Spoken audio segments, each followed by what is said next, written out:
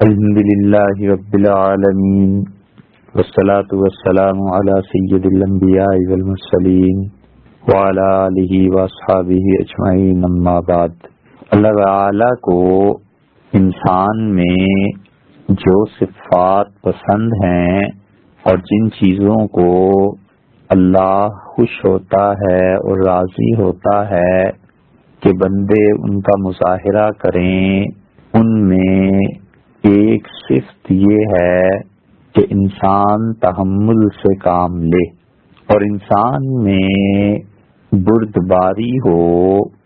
اور جتنا بھی کڑا موقع سامنے آئے انسان اپنے اخلاقیات میں اور انسان اپنے اخلاق کو بہتر سے بہتر طریقے پر پیش کرے۔ اور اللہ تعالی کو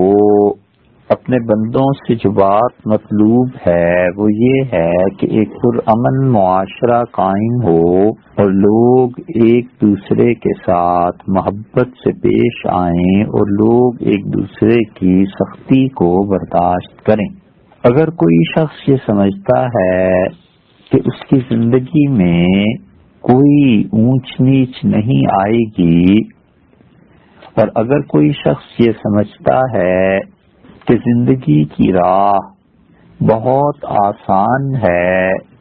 اور سموتھلی گزر جائے گی اور اس میں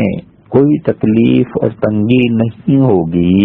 تو یہ شخص شاید خیالات کی دنیا میں بستا ہے اور اسے نہیں معلوم کہ انسانی زندگی میں اوپر نیچے اور انسانی زندگی میں تکالیف اور مصائب کا پیش آنا یہ ایک ضروری چیز ہے۔ دکھ اور سکھ بھی دیکھے گا، اچھائی اور برائی کو بھی دیکھے گا۔ ایسے لوگ بھی ملیں گے جو اس سے غصے کی کڑوی کسیلی باتیں کریں گے، اور ایسے لوگ بھی ملیں گے جو اس کی تعریف کریں گے، خوشامد کریں گے اور یہ چاہیں گے کہ یہ انسان کسی طرح راہ راست کو چھوڑ دے اور خوشامد کے ذریعے اس سے اپنے مسائل کو حل کیا جائے۔ غرور بھی پیدا ہوتا ہے، عاجزی اور تواضع بھی آتی ہے، اور انسان کو ہر طرح کے لوگوں سے واسطہ پڑتا ہے۔ اس لیے وہ آدمی جو تحمل کے ساتھ زندگی بسر کرتا ہے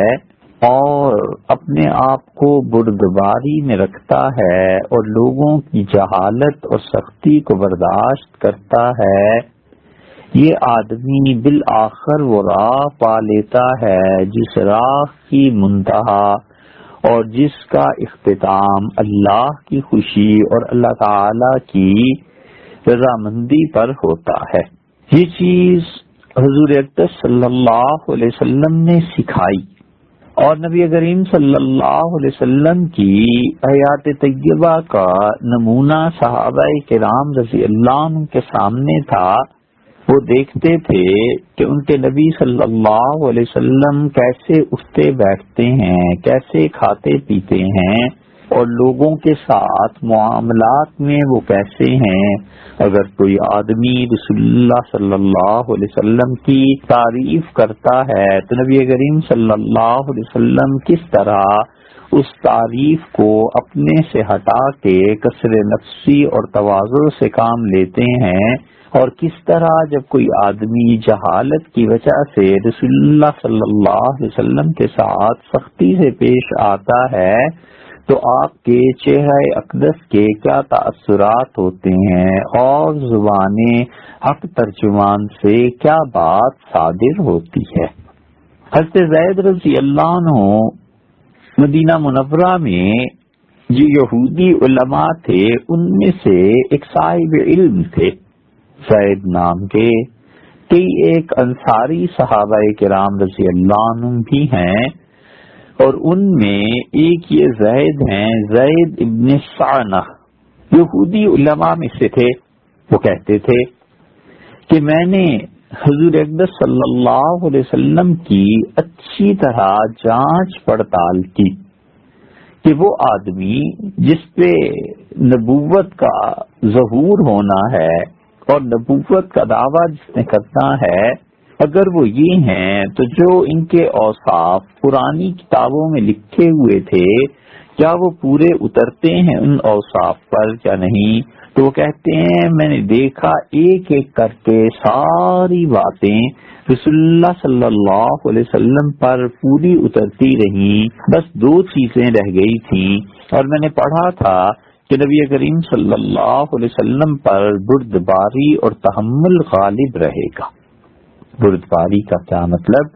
کہ کوئی آدمی آپ کے ساتھ سخت رویے سے پیش آئے، آپ اس کے مقابلے میں نرم رہیں، وہ بد اخلاقی پر اتر آئے تو آپ کے اخلاق اچھے رہیں۔ وہ غصہ کرتا ہے، آپ اس کے غصے کو بالکل طرح دیتے ہوئے اپنی بات جاری رکھیے۔ وہ آدمی برا بھلا کہتا ہے، آپ اس سے بلندتر ہو کر انصاف کا دامن ہاتھ سے نہ چھوڑیے۔ کسی آدمی میں ان اوصاف کا پایا جانا یہ ہے بردباری اور تحمل۔ تو وہ کہتے تھے کہ ایک علامت یہ رہ گئی کہ حضور صلی اللہ علیہ وسلم پر بردباری غالب آئے گی، اور دوسری بات یہ کہ لوگ آپ پر جب زیادتی کریں گے تو جاہل لوگوں کا آپ پر زیادتی کرنا اتنا ہی آپ کو حلیم کر دے گا، اتنے ہی زیادہ آپ بردبار بن جائیں گے، جہالت کے مقابلے میں جہالت کا رویہ نہیں رکھیں گے، سختی کے مقابلے میں نرمی سے پیش آتے رہیں گے، اور کبھی بھی اپنے آپ کو لوگوں کی سطح پر ایسے نہیں لائیں گے۔ تو کہتے ہیں کہ میں نے ایک دن دیکھا رسول اللہ صلی اللہ علیہ وسلم تشریف لا رہے تھے اور آپ کے ساتھ سیدنا علی رضی اللہ عنہ بھی تھے۔ اب یہ دو باتیں میں ان کی تلاش میں تھا کہ کبھی ظاہر ہوں تو پھر پتہ چل جائے گا کہ واقعی یہ اللہ کے رسول ہیں۔ تو میں نے ایک دن دیکھا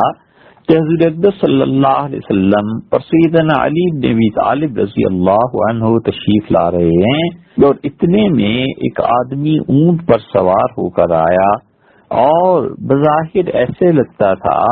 کہ جیسے وہ کسی گاؤں کا رہنے والا، دیہات کا رہنے والا ہے۔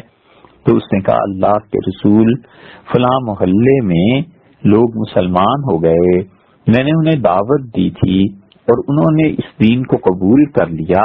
اور میں نے ان سے یہ بات کہی تھی کہ اگر تم اسلام لاؤ گے تو اللہ تعالیٰ تم پر رزق کو بڑھا دیں گے، خدا رزق کی وسعت دے دے گا۔ وہ لوگ اسلام لے آئے، اور اب معاملہ یہ ہو گیا کہ وہاں پر قحط پڑ گیا ہے، تو مجھے ڈر ہے کہ وہ اب اسلام سے ہٹ نہ جائیں۔ میں نے جس طرح انہیں اسلام کی طرف مائل کیا تھا اب وہ بات نہیں رہی، یعنی میں نے تو انہیں کہا تھا جس کی وسعت کا اور قحط پڑ گیا تو لوگ اس دین کو چھوڑ دیں گے، تو اگر آپ مناسب سمجھیں تو کچھ چیز ان کی طرف بھیج دیجئے، اس سے ان لوگوں کی مدد ہو جائے گی، اور یہ مدد انہیں اللہ کے دین پہ قائم رکھے گی۔ حضور اقدس صلی اللہ علیہ وسلم نے اس آدمی کے اس کہنے پہ سیدنا علی رضی اللہ عنہ کی طرف دیکھا، یعنی ایسی نظروں سے دیکھا کہ گویا پوچھ رہے ہوں کہ کیا کوئی چیز ہے۔ تو سیدنا علی رضی اللہ عنہ نے حضور اقدس صلی اللہ علیہ وسلم کی نگاہوں کا ایما اور بھانپ گئے کہ مسئلہ کیا ہے، اور عرض کیا اللہ کے رسول کچھ پیسے نہیں تھے، کوئی مال نہیں تھا۔ تو کہتے ہیں میں یہ دیکھ رہا تھا سب کچھ، تو میں خود حضور صلی اللہ علیہ وسلم کے قریب ہوا اور میں نے کہا کہ آپ کے یہاں کھجورے تو ہیں، رقم نہیں ہے نا، سونا نہیں، چاندی نہیں، کھجورے تو ہیں، اور اگر آپ چاہیں تو جو کھجوریں آپ کی ہیں ان کے عوض میں سونا دے دیتا ہوں، اور آپ ان کے پاس سونا اس طرح سے بھجوا سکتے ہیں کہ میں آپ سے وہ کھجوریں خرید لوں۔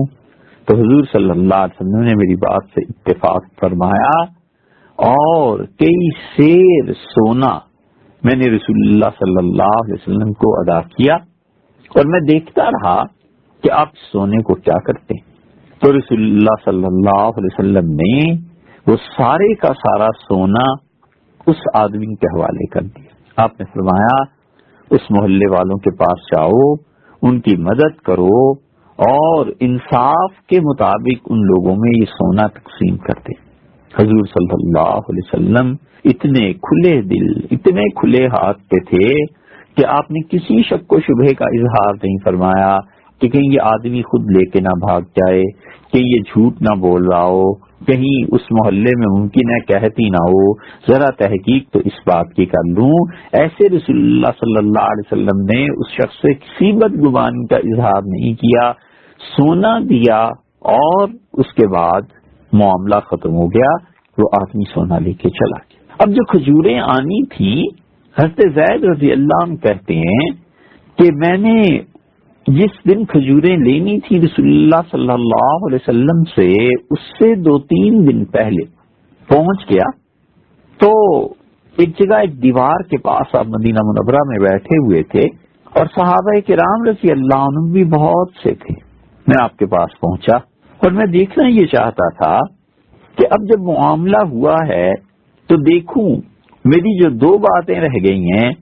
کہ آپ میں تحمل کتنا ہے، اور یہ کہ لوگ جب آپ کے ساتھ بدتمیزی کریں تو آپ مزید متحمل اس کے ہوتے ہیں اور مزید تحمل فرماتے ہیں اور مزید ٹھنڈے دل سے اس مسئلے پر غور کرتے ہیں۔ میں نے حضور صلی اللہ علیہ وسلم کا کپڑا پکڑ لیا اور ان کی چادر یا ان کا کرتا پکڑ کے زور سے کھینچا اور سختی کے ساتھ میں نے کہا کہ محمد صلی اللہ علیہ وسلم تم میرا حق کیوں نہیں ادا کرتے؟ یعنی وہ جو کھجوریں دینی ہیں کیوں نہیں دیتے؟ اور اللہ کی قسم جہاں تک مجھے علم ہے تمہارے دادا عبد المطلب کی جتنی اولاد ہے نا، یہ سب ٹال مٹول کرتے ہیں قرض واپس کرنے میں۔ دیکھا آپ نے بدتمیزی کس حد تک پہنچی۔ ابھی وقت باقی تھا، کوئی عقلاً اور شرعاً حق نہیں بنتا تھا کہ حضرت زید رضی اللہ عنہ جو اس وقت یہودی تھے آ کے آپ سے تقاضا کرتے، ابھی 2 یا 3 دن باقی تھے، پھر کہہ دیتے کہ جی میں یاد دہانی کے لیے آیا ہوں، اس کی بجائے کرتا پکڑ کے کھینچا، کپڑا پکڑ لیا، یہ دوسری زیادتی ہو گئی۔ تیسرے، حضور صلی اللہ علیہ وسلم سے سختی سے بولنا کہ تم حق کیوں نہیں ادا کرتے؟ ارے بھائی وقت ہی نہیں آیا۔ کس عقل اور شرع کے تحت، کس دنیا کے قانون کے تحت تم وعدہ کر کے اس سے 2 دن پہلے کہتے ہو کہ حق ادا نہیں کرتے؟ اور چوتھی زیادتی یہ کی کہ اللہ کی قسم اٹھا لی کہ رسول اللہ صلی اللہ علیہ وسلم معاذ اللہ ٹال مٹول کرتے ہیں قرض کی واپسی میں۔ اور 5ویں زیادتی یہ کی جو بہت بڑی بات ان قبائل میں سمجھی جاتی تھی کہ حضور صلی اللہ علیہ وسلم کے دادا کا نام لیا، عبد المطلب، جو اس صدی کی بڑی شخصیت تھے اور سب لوگ جانتے تھے کہ وہ کتنے بردبار، کتنا انسانیت کے ساتھ پیار اور تعلق انہیں تھا، اور کس طرح خدا کے گھر کی عمر بھر خدمت کرتے رہے، اور کس طرح انہوں نے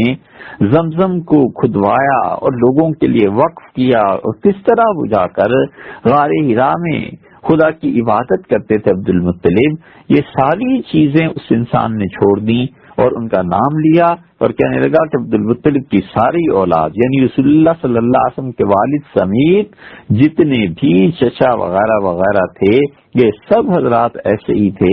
اتنا سخت جملہ خاندانی طور پہ رسول اللہ صلی اللہ علیہ وسلم کو متعون کیا، تانا دیا، ان ساری زیادتیوں کے باوجود جو کسی طرح بھی عقل اور دنیا کے کسی قانون کے تحت نہیں آتی تھی اور یہ سراسر زیادتی ہو رہی تھی، حضور صلی اللہ علیہ وسلم خاموش رہے۔ تو زید رضی اللہ عنہ کہتے تھے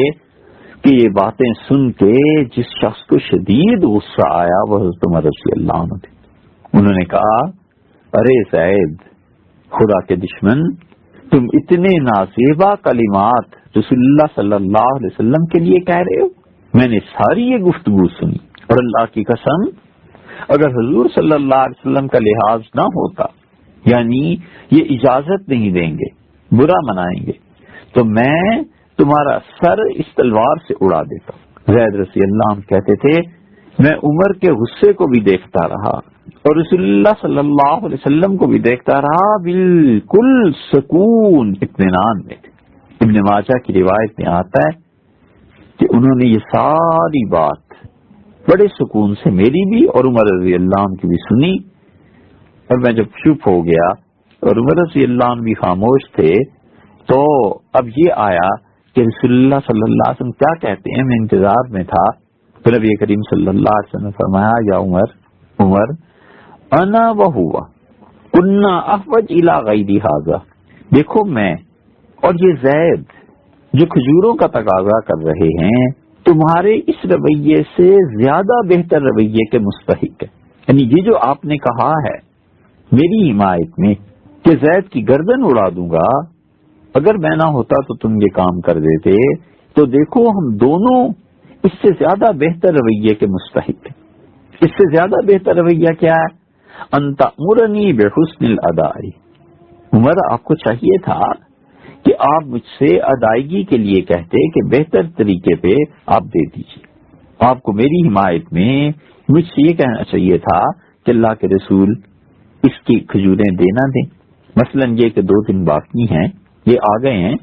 دینی تو ہم نے ہیں، دے دیں. اور رسول اللہ صلی اللہ علیہ وسلم تعمروا بحسن التقاضی.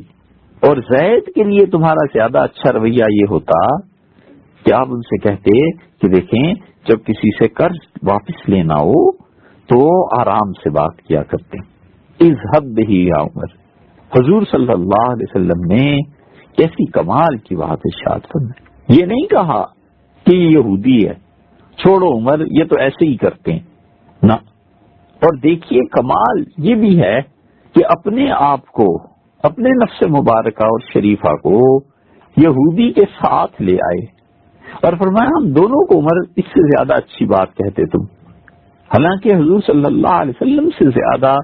کون عزت اور شرف کا مستحق تھا؟ اللہ نے جتنے بھی انسان دنیا میں بھیجے ہیں اور اس کائنات میں جتنے بھی عزت والے ہیں ان سب سے بڑھ کر عزت حضور صلی اللہ علیہ وسلم کی تھی، اور ان جیسا ان سے پہلے ان کے بعد کوئی اتنی عزت اور احترام کے لائق نہیں تھا اور نہ ہے. لیکن اس کے باوجود آپ دیکھیے حضرت عمر رضی اللہ عنہ سے فرمایا کہ دیکھو عمر میرے ساتھ بھی زیادہ خیر خواہی کی بات یہ تھی کہ آپ مجھے یہ کہتے کہ میں اس کی جو کھجوریں ادا کرنی ہے اچھی طرح ادا کر دوں، اور اس کے ساتھ زیادہ خیر خواہی یہ تھی کہ آپ اسے یہ سکھاتے کہ جب قرض واپس مانگنا ہو لینا ہو تو کیسے بات کیا کرتے ہیں. لیکن اس کے بعد کیا فرمایا ہے رسول اللہ صلی اللہ علیہ وسلم؟ عزت بھی عمر انہیں لے جائیں فاتح، اور جو حق ان کا بنتا ہے وہ حق انہیں دے دیجیے. کتنا حق بنتا ہے؟ کھجوروں کا معاوضہ تھا نا سونا، وہ تو خیرات میں چلا گیا. حضور صلی اللہ علیہ وسلم نے جتنی کھجوریں ادا فرمانی تھیں، یہ ابن ماجہ کی روایت ہے، آپ نے فرمایا عمر انہیں ان کا حق دے دیں، یعنی جتنی کھجوریں طے ہوئی تھیں وہ دے دیں. اور پھر رسول اللہ صلی اللہ علیہ وسلم زد ہو 20 صاعن، اور 20 من کھجوریں زیادہ بھی دے دینا. کیوں؟ مکان ہمارا تہو، یہ جو تم نے دھمکی دی تھی نا اسے میں تمہارا سر اڑا دیتا، اس کی وجہ سے اس کا جو دل میں خوف آ گیا ہوگا، جو ڈر آیا ہوگا، اس ڈر کی وجہ سے یہ اس بات کا مستحق ہے کہ ہم اس کے ساتھ اور زیادہ اچھائی کریں، اور وہ یہ ہے کہ 20 من کھجوریں اس سے زیادہ دے دیں. حضرت زید رضی اللہ عنہ جب یہ دیکھا اسی وقت مسلمان ہو گئے. یہ حدیث ہمیں بتاتی ہے کہ جب آپ دعوت کا کام کرتے ہیں، جب آپ لوگوں کو اللہ کے دین کی طرف بلاتے ہیں، اور جب آپ لوگوں کو صحیح بات سمجھاتے ہیں، تو پھر سب سے زیادہ جس چیز کی ضرورت ہے وہ لوگوں کی جہالت پہ صبر ہے. تو صبر کرنا ہے. پھر لوگ برا بھلا کہیں گے، لوگ ماریں گے، لوگ ایذا اور تکلیف پہنچائیں گے، لیکن لوگوں کی ان تمام جہالتوں کو ایک طرف رکھتے ہوئے بس کیا کرنا ہے؟ صبر کرنا ہے. اور رسول اللہ صلی اللہ علیہ وسلم نے کمال کر دیا کہ جو اسے ڈرایا ہے نا تم نے، یہ جو قتل کی دھمکی دی ہے، تو اس سے اس کے دل میں خوف پیدا ہو گیا. اچھا آپ ایسا کر لیجئے کہ 20 من کھجوریں زیادہ دے دیجئے. کون ہے جو اتنے اعلیٰ اخلاقیات کا مالک ہو، اور کون ہے جو اس کا احساس کرے کہ ہماری زبان سے جملہ جو نکلا ہے، اس جملے کی وجہ سے اس انسان کے ذہن پہ کیا بیتی ہوگی. یہ ہے انسانی نفسیات، جس کو حضور اقدس صلی اللہ علیہ وسلم سمجھتے تھے اور رسول اللہ صلی اللہ علیہ وسلم کے سیرت طیبہ کے اس پہلو سے سب سے زیادہ حصہ امت میں کسی نے اگر حصہ لیا ہے اور سب سے زیادہ کسی نے فائدہ اٹھایا ہے اور کسی گروہ کے حصے میں اللہ نے تقسیم میں سب سے زیادہ یہ چیز دی ہے تو نہ وہ محدثین ہیں، نہ مفسرین ہیں، نہ فقہاء ہیں اور نہ مفتی ہیں، وہ صوفیاء کرام رحمہم اللہ ہیں۔ انہوں نے حضور صلی اللہ علیہ وسلم کی سیرت میں سب سے زیادہ اس سے اپنا حصہ لیا اور وصول کیا ہے۔ آپ ان صوفیوں کو دیکھیے جو لوگوں کو دین کی دعوت دیتے رہے، اللہ کے دین کی طرف بلاتے رہے، لوگ ان کے ساتھ برائی سے پیش آتے رہے، مارتے رہے، کیا کیا تہمتیں اور الزام لگاتے رہے، اس کے باوجود انہوں نے اللہ کے دین کی طرف لوگوں کو بلایا اور اللہ تعالی کی رحمت کی طرف دعوت دی، اور انہوں نے کبھی بھی لوگوں کو ایذا اور تکلیف نہیں پہنچائی، دعوت کے عوض میں یک طرفہ صبر، بس دعوت کے عوض میں یک طرفہ صبر، ایک طرف صبر کرنا۔ اس لیے سیدنا عمر رضی اللہ عنہ نے جو کچھ کہا تھا، رسول اللہ صلی اللہ علیہ وسلم نے 20 من 100 اربوں میں ایک پیمانہ ہوتا ہے جس سے وزن کیا کرتے ہیں، ناپتے ہیں، سیر کہیے، من کہیے، کچھ کہیے، یہ علمی مباحث ہے کہ سا کتنا ہوا کرتا ہے، اس کی اس وقت ضرورت بھی نہیں ہے۔ رسول اللہ صلی اللہ علیہ وسلم نے فرمایا زیادہ دے دینا کیونکہ تم نے ان کو ڈرایا۔ اس سے ایک اور چیز بھی پتہ چلتی ہے، اور یہ چیز پتہ چلتی ہے کہ ہم جب بھی انسانوں سے بات کریں اچھی طرح اپنے الفاظ سوچ سمجھ کے غور کرنا چاہیے کہ میں نے کیا لفظ بولا ہے، اس کا مخاطب پہ کیا اثر ہو سکتا ہے، کوئی دھمکی دے دی ہے، خوشامد کر دی ہے، کیا کہہ دیا ہے۔ کبھی کبھی ایک جملہ زبان کا اللہ کی لعنت کا مستحق ٹھہرا دیتا ہے۔ سمجھ آئی اس بات کی؟ ہم پھر عرض کرتے ہیں کبھی کبھی زبان سے نکلا ہوا ایک جملہ، صرف ایک جملہ اللہ کے ہاں سے انسان کی موت تک کی گمراہی کا فیصلہ کرا دیتا ہے، اور انسان کی زبان سے نکلا ہوا ایک جملہ کبھی کبھی اس کا مستحق بنا دیتا ہے کہ خدا اس شخص پہ لعنت کر دے۔ پھر عرض کرتے ہیں کہ زبان کا ایک جملہ اللہ کے ہاں سے یہ فیصلہ کرا دیتا ہے کہ اس آدمی کو موت تک گمراہی پہ رہنے، اور کبھی کبھی یہ فیصلہ ہو جاتا ہے کہ یہ جو اس نے بات کہی ہے نا اس پہ لعنت بھیجو، اور اللہ کی لعنت جس پہ پڑ جائے اللہ اسے سجدے سے محروم کر دیتا ہے، سجدے کی توفیق نہیں ہوتی۔ یہ جتنے لوگ نماز نہیں نہ پڑھتے، جتنے بھی لوگ، ان کی زندگیوں پہ غور کرو تو یہ ان کرتوتوں میں پڑے ہوئے ہوتے ہیں جن کرتوتوں سے لعنت خدا کی برستی ہے۔ رشوت لیتے ہیں، ظلم کرتے ہیں، لوگوں کی زمینوں پہ ناجائز قبضے کرتے ہیں، طرح طرح کے گناہ میں مبتلا ہوتے ہیں، اور سب سے بڑی بات یہ کہ کبر میں مبتلا ہوتے ہیں، بلیک میلنگ کرنا، لوگوں کو ستانا، کبر، اپنے آپ کو بڑا سمجھنا، لعنت بڑھتی ہے۔ اور خدا کی لعنت کے جو مظاہر ہیں، یعنی پتہ چلے کہ خدا کی لعنت پڑے تو آدمی کیسا ہو جاتا ہے، ظاہر ہے کہ اس کے 2 ناک نہیں ہو جاتے، اس کی پیشانی پہ سینگ نہیں اگاتے، وہ انسانوں ہی کی طرح رہتا ہے، لیکن لعنت جب پڑتی ہے تو وہ آدمی سجدے سے محروم ہو جاتا ہے، اللہ اسے اپنے سامنے سجدہ نہیں کرنے دیتا، خدا اس کے درمیان اور ہدایت کے درمیان آ جاتا ہے۔ لوگ کہتے ہیں اس کا کیا قصور ہے؟ اس کا قصور یہ ہے کہ وہ جو زمین ماری تھی نا کسی کی، وہ جو ظلم کیا تھا کسی پہ، وہ جو جملہ ایک بولا تھا زبان سے، خدا کی لعنت کا مستحق ہوا۔ آپ کہیں گے یہ کیسے پتا چلا؟ آپ قرآن کریم پڑھیے، اللہ تعالی نے 6 پارے میں سورہ النساء میں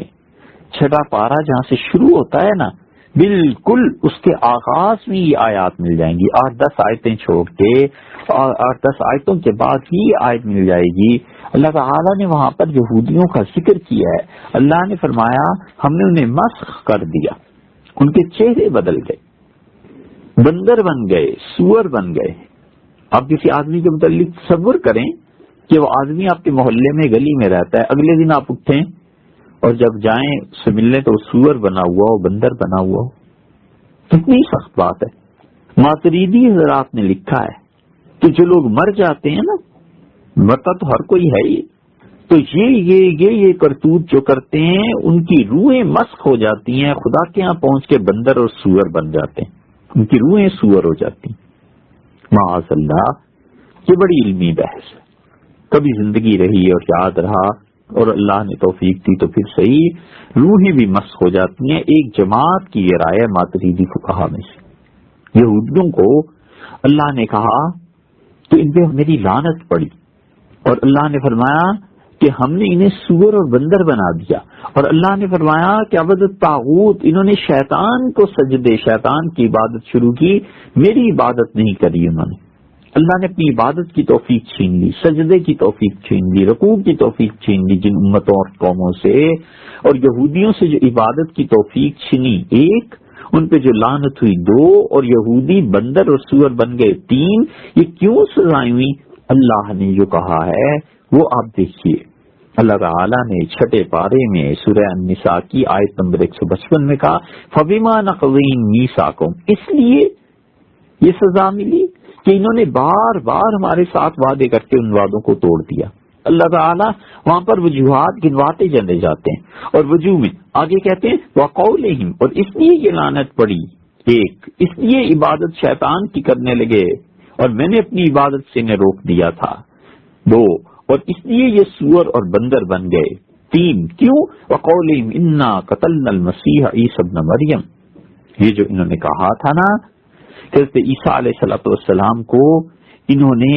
شہید کر دیا اور عیسیٰ علیہ السلام کو سولی پر چڑھا دیا. اللہ نے فرمایا یہ جو زبان سے جملہ نکلا کہ انا قتلنا المسیح عیسی ابن مریم رسول اللہ, اللہ کے رسول مریم کے بیٹے عیسیٰ علیہ السلام کو ہم نے قتل کر دیا, اللہ نے فرمایا اس جملے کی وجہ سے انہیں تین سزائیں تھیں.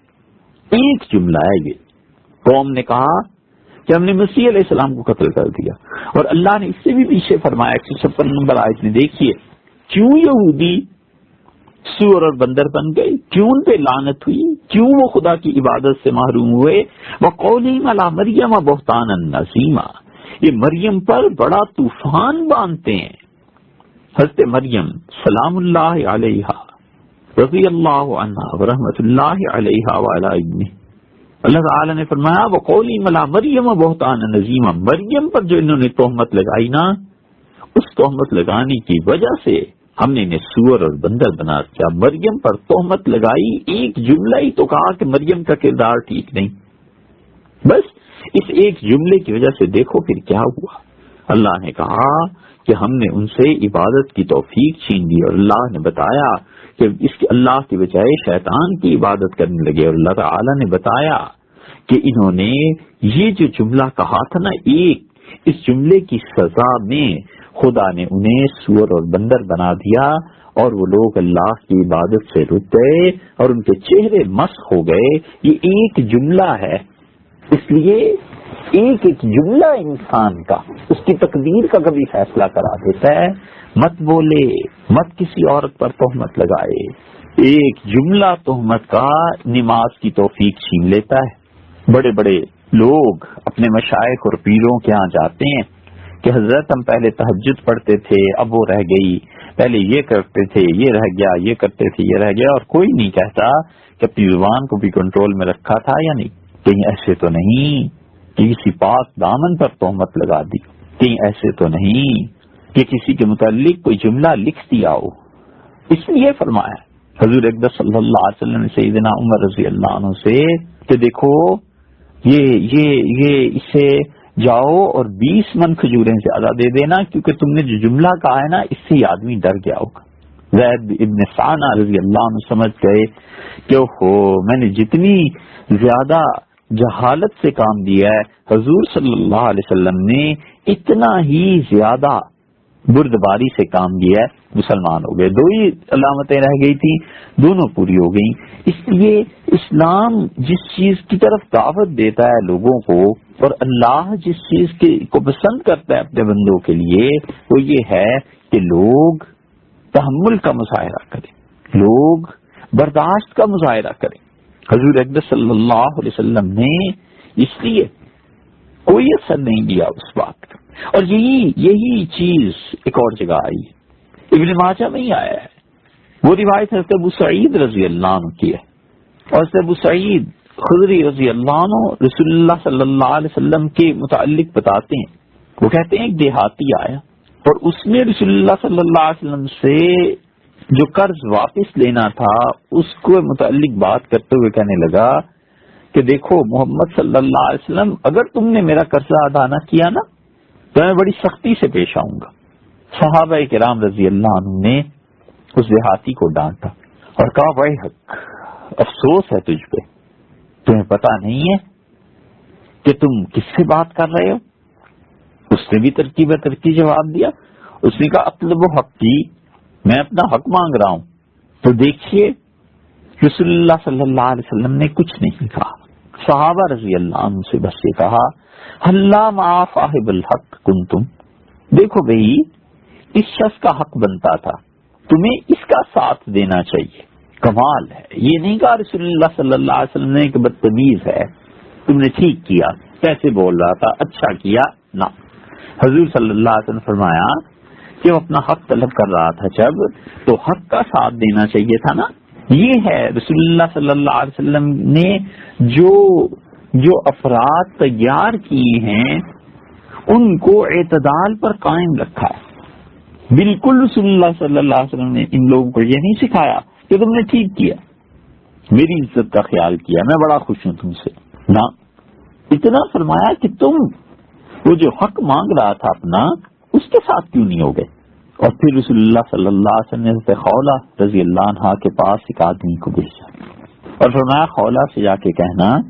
کہ اگر آپ کے پاس کھجوریں ہیں تو ہمیں ادھار دے دیں، اور جب ہمارے پاس کھجوریں آئیں گی تو ہم آپ کو دے دیں گے، کیونکہ میں نے کسی کا قرض ادا کرنا۔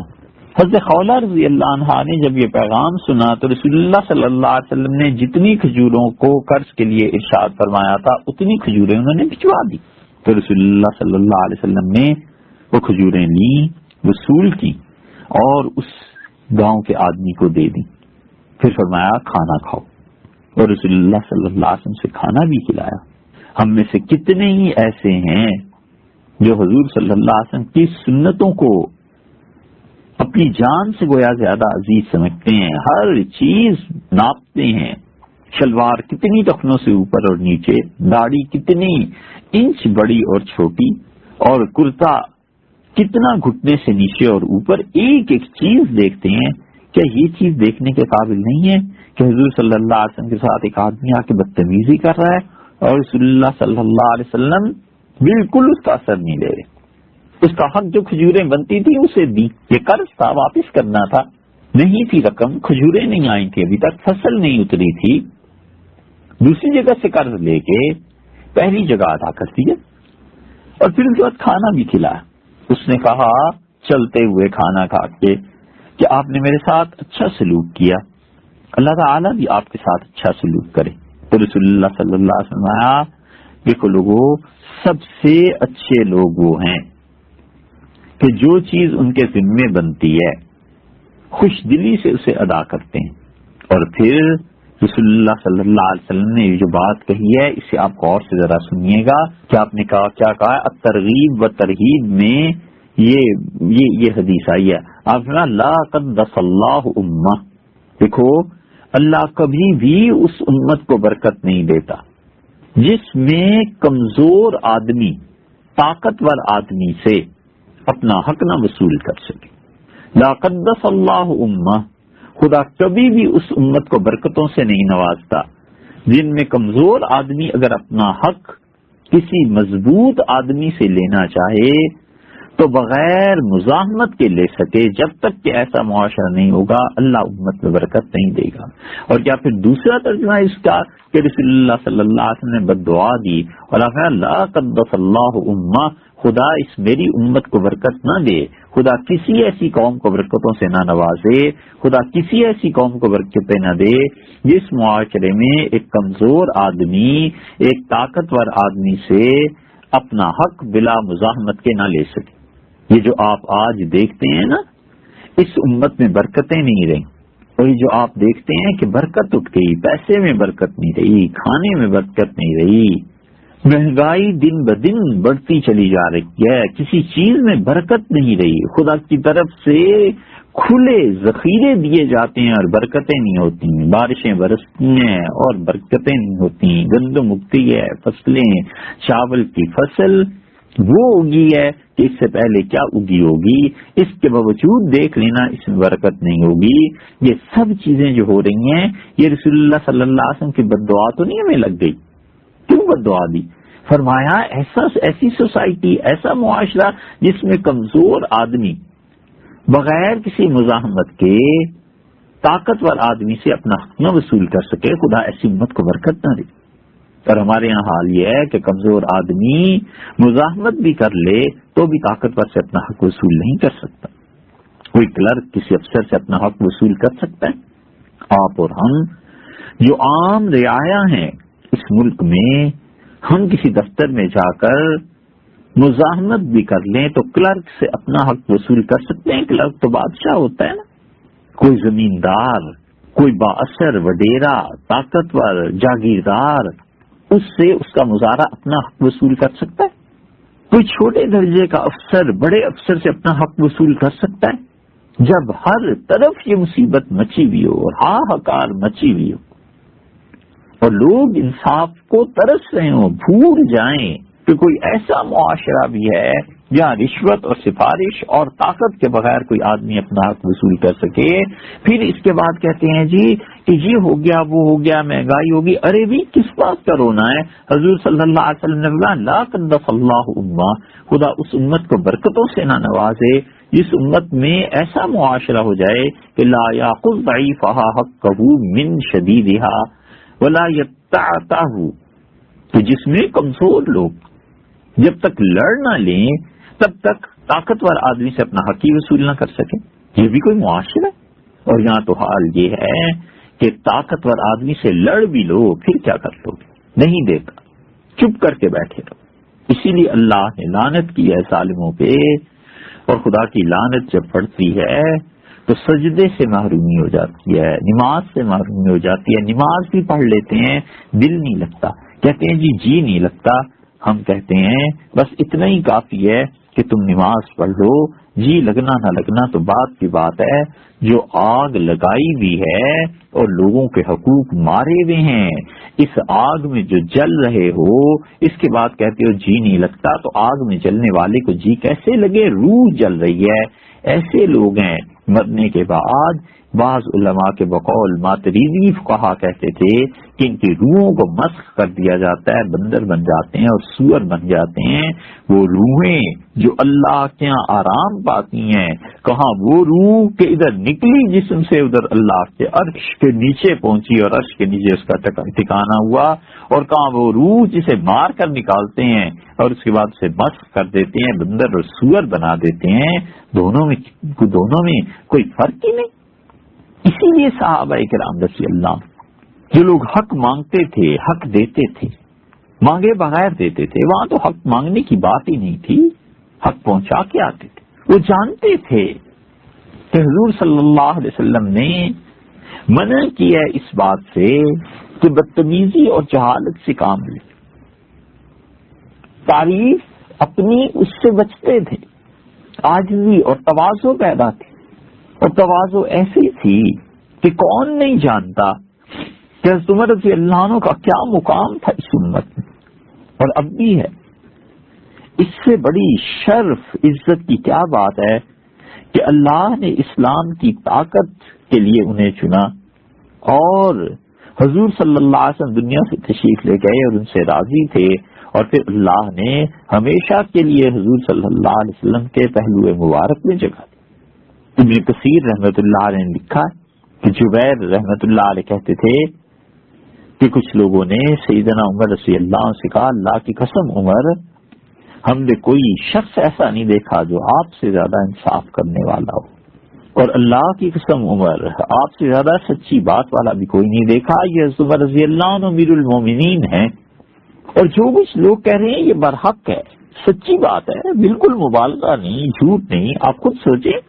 حضرت عمر رضی اللہ عنہ کا انصاف تو مشہور ہے، سچی بات کہنے وہ کسی سے دبتے نہیں تھے، منافقین کے معاملے میں کیسے وہ سخت تھے، یہی جملے ان لوگوں نے کہے،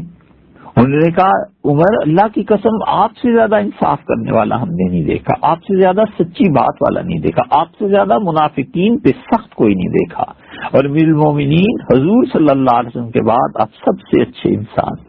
لوگ یہ کہہ کے چپ ہو گئے۔ سیدنا عمر رضی اللہ عنہ کا کسی موقع پہ وہ شکریہ ادا کر رہے تھے، تو شکریہ میں آدمی تعریف جملے کہتا ہی ہے۔ حضرت عوف رضی اللہ عنہ بیٹھے ہوئے تھے، عوف بن مالک، حضرت عمر رضی اللہ عنہ بیٹھے ہیں، سامنے لوگ کھڑے ہو کے ان کی تعریف میں یہ 4 جملے کہہ رہے ہیں، اور عوف بن مالک بھی ہیں اور دیگر صحابہ کرام رضی اللہ عنہ بھی ہیں۔ آپ اندازہ کریں کہ یہ لوگ کتنے دل سے اللہ سے ڈرتے تھے، اور اللہ کے علاوہ کسی اور کا خوف ان کے دلوں نے دیکھا ہی نہیں تھا۔ عوف رضی اللہ عنہ بولے اور انہوں نے کہا اللہ کی قسم یہ تم لوگ جو کچھ کہہ رہے ہو نا یہ جھوٹ ہے، ہم نے رسول اللہ صلی اللہ علیہ وسلم کے بعد عمر سے زیادہ اچھا آدمی دیکھا ہے۔ انہوں نے کہا امیر المومنین رسول اللہ صلی اللہ علیہ وسلم کے بعد سب سے بہتر انسان۔ عوف رضی اللہ عنہ نے کہا یہ جھوٹ ہے، رسول اللہ صلی اللہ علیہ وسلم کے بعد عمر سے زیادہ اچھا آدمی ہم نے دیکھا ہے۔ لوگ چپ ہو گئے۔ لوگوں نے کہا عوف کون آدمی ہے عمر رضی اللہ عنہ سے اوپر کے درجے کا اور رسول اللہ صلی اللہ علیہ وسلم سے نیچے کے درجے کا ہے؟ عوف ابن مالک رضی اللہ عنہ نے کہا ابو بکر رضی اللہ عنہ کا ہم نے دیکھا ہے، وہ عمر سے اچھے تھے اور رسول اللہ صلی اللہ علیہ وسلم سے کم اچھے تھے۔ اب وہ لوگ چپ ہو گئے۔ حضرت عمر رضی اللہ عنہ بولے اور فرمایا صدق عوف نے سچ کہا، اور اللہ کی قسم تم لوگ جھوٹ کہتے ہو۔ واللہ لقد کان ابو بکر، اللہ کی قسم ابو بکر تو اطیب من ریح المسک، مشک ہوتی ہے نا خوشبو، اس مشک کو ہاتھ پہ رکھ کے جب رگڑتے ہیں تو اس سے اور خوشبو آتی ہے۔ ایک تو مشک ہے کمرے میں رکھ دی کہیں رکھ دی خوشبو آتی ہے، ایک جب اسے رگڑیں تو اور زیادہ خوشبو اس سے مہک اٹھتی ہے۔ حضرت عمر رضی اللہ عنہ کا اللہ کی قسم ابو بکر وہ مشک سے زیادہ خوشبودار تھے۔ وَأَنَا أَضَلُّ مِن بَعِيرِ أَهْلِي، اور جہاں تک عمر کا تعلق ہے، یہ جو اونٹ ہوتا ہے نا گھروں میں پلتا ہے، اس اونٹ سے بھی گیا گزرا، انا اضل، میں اس سے بھی گیا گزرا۔ بالکل حضرت عمر رضی اللہ عنہ نے تردد نہیں کیا، اپنی عاجزی کا اظہار کیا کہ اس طرح اونٹ کو کوئی راہ نہیں سوچتی، میں ایسا ہوں لوگوں۔ ابو بکر رضی اللہ عنہ، سیدنا ابو بکر رضی اللہ عنہ کے بعد کون نہیں جانتا کہ امت میں سب سے اچھے عثمان اور علی رضی اللہ تعالیٰ عنہما دونوں سے اچھے سیدنا عمر رضی اللہ عنہ تھے،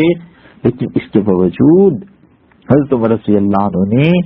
یہ درست نہیں سمجھا کہ لوگ ان کی تعریف کریں اور وہ اسے سن کے خوشی سے پھولے نہ سمائیں۔ کنز المعال میں آتا ہے حضرت حسن ابن علی رضی اللہ عنہ کہتے تھے کہ ایک شخص آیا اور سیدنا عمر رضی اللہ عنہ کی تعریف کرنے لگا، تو حضرت عمر رضی اللہ عنہ نے کہا کیوں مجھے بھی برباد کرتے اور خود بھی برباد ہوتے، کیا کر رہے؟ یہ ہے وہ چیز کہ انسان لوگوں کی باتوں میں آ جاتا ہے، اپنے آپ کو بڑا سمجھنے لگتا ہے۔ یہ جو کچھ والد میں تھا یہی چیز بیٹے میں بھی آ گئی، ان کے قابل فخر بیٹے، اور ایسا بیٹا جس کو صحابہ کرام رضی اللہ عنہ نے خلافت کی پیشکش کی، اور ایسا بیٹا جو خلافت لے لیتا تو حضرت علی اور معاویہ رضی اللہ عنہ دونوں کے اختلافات کی بجائے یہ تیسری شخصیت امت میں ابھر آتی، اور لوگ ان پہ غالباً اتفاق کر چکے تھے، اور وہ تھے عبداللہ ابن عمر رضی اللہ عنہ۔ رسول اللہ صلی اللہ علیہ وسلم نے فرمایا تھا عبداللہ بڑے اچھے آدمی، عبداللہ ابن عمر رضی اللہ عنہ ان کی تعریف ایک آدمی کرنے لگا، اور حلیت الاولیاء میں آیا ہے اس نے کہا یا خیر الناس، اے وہ آدمی جس لوگوں میں سب سے اچھا ہے، اور آپ کے والد جو لوگوں میں سب سے اچھے تھے ان کے بیٹے پھر آپ ہیں، سب سے اچھے ہیں لوگوں میں، یعنی بہتر آدمی کے بیٹے۔ حضرت عمر رضی اللہ عنہ واقعی سب سے اچھے تھے اپنے دور، تو انہوں نے اسے کیا کہا؟ انہوں نے اپنے والد جیسی بات کی، انہوں نے کہا لوگوں میں تم میں بہتر نہیں ہوں، اور نہ ہی میرے والد تم میں سب سے اچھے تھے، بس میں کیا ہوں؟ وَلَكِنِّي عَبْدٌ مِّنْ عِبَادِ اللَّهِ، میں اللہ کے بندوں میں سے ایک بندہ ہوں، أَرْجُو اللَّهَ وَأَخَافُ، میں اپنے پروردگار سے رحمت کی امید رکھتا ہوں اور اس کے عذاب سے ڈرتا ہوں۔ واللہ لن تزالوا بالرجل، اور خدا کی قسم لوگوں تم تو تعریف کرتے رہو گے یہاں تک کہ تمہارا ممدوح جس کی تم تعریف کر رہے ہو وہ ہلاک ہو جائے، وہ اپنے نفس کے چکر میں پھنس جائے، وہ اپنے تئیں محسوس کرنے لگے کہ وہ بہت اچھا آدمی ہے۔ لوگوں خدا کی قسم تم تو اس وقت تک اس کی تعریف کرتے رہو گے جب تک کہ وہ ہلاک نہ ہو جائے۔ اس لیے جو چیز صحابہ کرام رضی اللہ عنہ نے سیکھی تھی رسول اللہ صلی اللہ علیہ وسلم سے، وہ کیا چیز تھی؟ وہ یہ کہ معاشرے میں تحمل پیدا کیا جائے، جس چیز پہ غیرت آنی چاہیے وہ پہلو بھی، لیکن بڑی بردباری بڑے تحمل کے ساتھ زندگی گزاری جائے، لوگوں کی جہالت پر صبر کیا جائے، جہاں سختی ہو وہاں ہو، بچوں کی تربیت ہے، شیخ کے ذمے مریدوں کی تربیت ہے۔ اسی طرح والد کا انتقال ہو گیا، جو ان کی جگہ پر خاندان میں بڑا متعین ہوا ہے اس کے ذمے اپنے چھوٹوں کی تربیت ہے، وہاں میں سختی روا ہے، درست ہے۔ صحابہ رضی اللہ عنہ کو کتنا اہتمام تھا اس کا۔ حضور صلی اللہ علیہ وسلم اپنے سر مبارک پر تیل لگوایا کرتے تھے، زیتون کا تیل لگواتے تھے۔ حضرت عبداللہ بن ثابت انصاری رضی اللہ عنہ نے اپنے بیٹوں کو بلایا اور زیتون کا تیل بچوں کو دیا، یا کسی کو دیا اور فرمایا اس سر پہ ان کی مالش کر دو۔ تو لڑکے تھے، اٹھتی جوانی تھی، ذرا تیل لگانے سے بال چکے بیٹھ جاتے ہیں، اس لیے انہیں بڑا عجیب لگا، تو انہوں نے تیل سر پہ لگانے سے انکار کر دیا۔ تو حضرت عبداللہ بن ثابت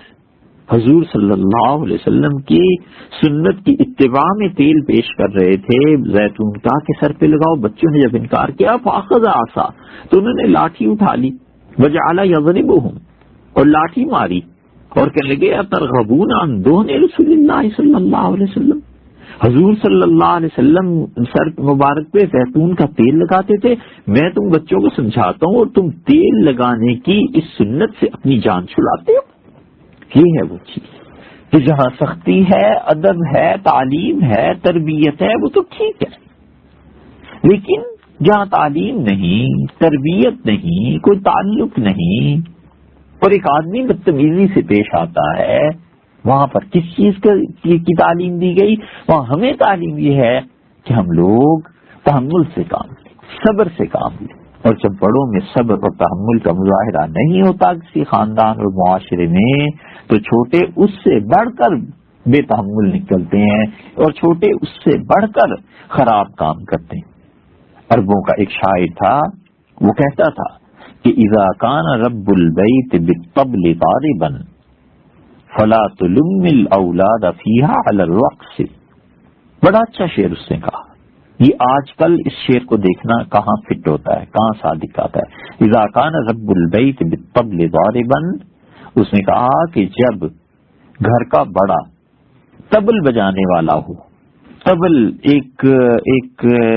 موسیقی میں آوازوں میں سے ایک آواز پیدا کرنے کے لیے طبل بجایا جاتا ہے، انہوں نے کہا جب گھر کا بڑا طبل بجانے والا ہو نا، تو پھر بچے اگر ناچنے اور رقص کرنے لگیں تو پھر بچوں کا کوئی قصور نہیں۔ فلا تلم الاولاد فی علی الرقص، تو بچوں کو ملامت نہ کر کے وہ کیوں ناچتے ہیں جبکہ گھر کے بڑے طبل بجاتے ہیں۔ یہی حال ہے کہ اگر بڑے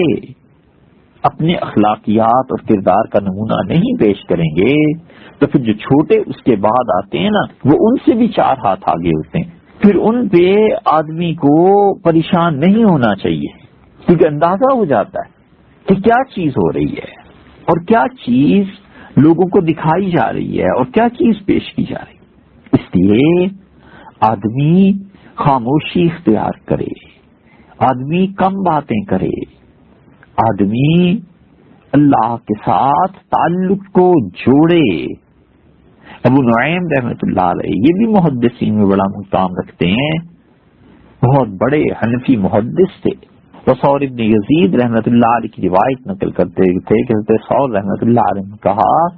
کہ میرے بعض کتابوں میں یہ پڑھا کہ سیدنا مسیح علیہ الصلوۃ والسلام اپنے حواریوں سے کہتے تھے کہ کلم اللہ عز وجل کثیرا وکلم الناس قلیلا، میرے صحابہ، میرے حواریوں میرے دوستو رضی اللہ عنہم، اللہ تعالیٰ سے زیادہ باتیں کیا کرو اور لوگوں سے تھوڑی باتیں کیا کرو۔ تو انہوں نے پوچھا کہ اللہ کے نبی روح اللہ مسیح علیہ الصلوۃ والسلام کیف نکلم اللہ کثیرا، ہم اللہ تعالیٰ سے زیادہ باتیں کریں یہ کیسے؟ تو انہوں نے کہا تنہائیوں میں اللہ تعالیٰ سے سرگوشیاں کیا کرو اور تنہائی میں اللہ سے دعا مانگا کرو، تنہائی میں سرگوشی کیا کرو، اللہ سے بہت زیادہ دعائیں مانگا کرو۔ یہ اللہ سے باتیں کرنا، لوگوں سے کم باتیں کرو۔ جب آدمی اللہ سے زیادہ باتیں کرنے والا ہو جاتا ہے تو پھر وہ اللہ والا بن جاتا ہے۔ سیدنا مسیح علیہ الصلوۃ والسلام کی یہ روایت، اس کی تو پتہ نہیں سند کیسی ہو کیسی نہ ہو، ہم وہ بات کیوں نہ کریں جو سنن دارمی میں آتی ہے۔ حضور صلی اللہ علیہ وسلم نے فرمایا، حضرت انس رضی اللہ عنہ کی روایت آتی ہے کہ نبی کریم صلی اللہ علیہ وسلم ان للہ اہلین من الناس، لوگوں میں اللہ والے بھی ہوتے ہیں۔ من ہوں یا رسول اللہ، عرض کیا گیا اللہ کے رسول اللہ والے کون ہوتے ہیں؟ رسول اللہ صلی اللہ علیہ وسلم اہل القرآن، جو قرآن کریم پڑھتے ہیں، قرآن والے جو ہیں، قرآن کی تلاوت کرنے والے، قرآن پر غور کرنے والے، اس کی تفسیر بیان کرنے والے، اور راتوں کی تنہائیوں میں اور دنوں کی تنہائیوں میں اللہ کی کتاب کو کثرت سے یاد کرنے والے۔ فرمایا یہ اللہ والے ہوتے ہیں، تو اللہ والے بنو۔ اسی لیے عبداللہ بن عباس رضی اللہ عنہ لوگوں کو بتاتے تھے کہ دین کا علم حاصل کرنا یہ نفلی عبادت سے کتنی بڑی چیز ہے۔ حضرت قتادہ رحمۃ اللہ علیہ کہتے ہیں، جامع بیان العلم میں یہ روایت آئی ہے کہ عبداللہ بن عباس رضی اللہ عنہ نے کہا کہ میں رات کا کچھ حصہ بیٹھ کے اپنے دوستوں سے دین کی باتیں کر لوں، یعنی دین کو بیان کروں، وہ مجھ سے کچھ پوچھیں میں ان سے کچھ پوچھوں، ہم دونوں ایک دوسرے سے لوگوں سے سیکھیں، لوگ ہم سے سیکھیں، ہم لوگوں سے سیکھیں۔ تو فرمایا ساری رات کی نفلی عبادت سے مجھے زیادہ یہ اچھا لگتا ہے۔ تو جو لوگ اس کردار کے ہوتے ہیں، جو لوگ اس طرح کے اچھے ہوتے ہیں، وہ اللہ کو پسند ہے۔ اللہ تعالیٰ چاہتا ہے کہ انسان ایسے ہو جائیں، اور اللہ تعالیٰ چاہتا ہے کہ انسان زیادہ ایسے ہو جائیں تاکہ اچھا معاشرہ ہو، تاکہ معاشرے میں اعلیٰ کردار سامنے آئے، وہاں جہالت کے مقابلے میں علم ہو، اور وہ معاشرے میں بدتمیزی کے مقابلے میں بردباری ہو، تحمل ہو۔ اس لیے صحابہ کرام رضی اللہ عنہ نے ایسا معاشرہ بنا دیا، حق والے کے پاس پہنچتا تھا، اسے کوئی طلب نہیں کرنی پڑتی تھی، اسے پتا ہوتا تھا کہ بغیر مانگے حق ملے گا، ایسا اچھا معاشرہ۔ یہ سیدنا عمر رضی اللہ عنہ ہیں، انہوں نے حضرت ابو عبیدہ بن جراح رضی اللہ عنہ سے کوئی سرکاری کام لیا، کوئی کام بتایا حکومت کا، حضرت ابو عبیدہ رضی اللہ عنہ کر دیا، حضرت عمر رضی اللہ عنہ نے 1000 سونے کے دینار انہیں دیے، بھجوائے، حضرت ابو عبیدہ رضی اللہ عنہ نے واپس کر دی۔ کیا خوب بات کہی، انہوں نے کہا عمر میں نے یہ کام اللہ کے لیے کیا تھا، اس لیے میں اس کی اجرت نہیں لوں گا۔ فرمایا حضرت عمر رضی اللہ عنہ کے پیش کرنا دینار واپس، اور کہنا ابو عبیدہ نے نہیں رکھے، اور کہتا تھا میں نے یہ کام آپ کے لیے نہیں کیا، اللہ کے لیے کیا ہے، تو اس لیے میں یہ چیز نہیں لوں گا۔ حضرت عمر رضی اللہ عنہ نے اس قاصد کو پھر واپس بھجوایا، اور فرمایا ابو عبیدہ رضی اللہ عنہ کو دو، اور انہیں جا کے کہنا کہ عمر نے کہا ہے رسول اللہ صلی اللہ علیہ وسلم ہمیں کسی کام پر بھیجتے تھے، پھر ہم واپس آتے تھے تو آپ ہمیں تنخواہ یا عطیہ یا اس کی کچھ اجرت دیتے تھے، تو ہمیں اس کے لینے میں بڑی کراہت ہوتی تھی، تو رسول اللہ صلی اللہ علیہ وسلم سے فرماتے تھے کہ جو کچھ میں دوں یہ لے لیا کرو۔ تو عمر تمہیں کہتا ہے فاقبلھا ایھا الرجل، جوان، ارے لڑکے، ارے اللہ کے بندے، جو پیسے بھیج رہا ہوں یہ رکھ لے، فاستعن بھا علی دینک ودنیاک، اور جو پیسے ہیں ان کے ذریعے اپنے دین کو ٹھیک رکھنا اور دنیا میں تمہاری مدد ہو جائے گی، دنیا کو بھی ٹھیک رکھو۔ انہیں پتا تھا حضرت عبیدہ رضی اللہ عنہ کو کہ یہاں حق وہ بغیر مانگے ہی ملتا ہے، کوئی پرواہ نہیں ہے، سب کو پتا ہے انصاف ہے اس سوسائٹی میں۔ اور سیدنا عمر رضی اللہ عنہ وہ بھی جانتے تھے کہ اتنے مخلص، اتنے اچھے ہیں کہ حکومت کے کام، سرکار کے کام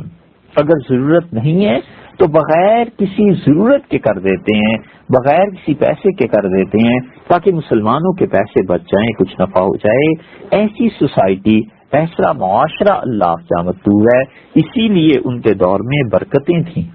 اور رسول اللہ صلی اللہ علیہ وسلم نے جو بد دعا دی نا، لا قدس اللہ امہ، خدا اس امت کو برکتوں سے نہ نوازے، خدا اس امت میں برکتیں نہ رکھے جس معاشرے میں کمزور آدمی بغیر کسی مزاحمت کے طاقتور سے حق نہ لے سکے۔ تو رسول اللہ صلی اللہ علیہ وسلم کی یہ بد دعا آج پوری ہو رہی ہے یا نہیں؟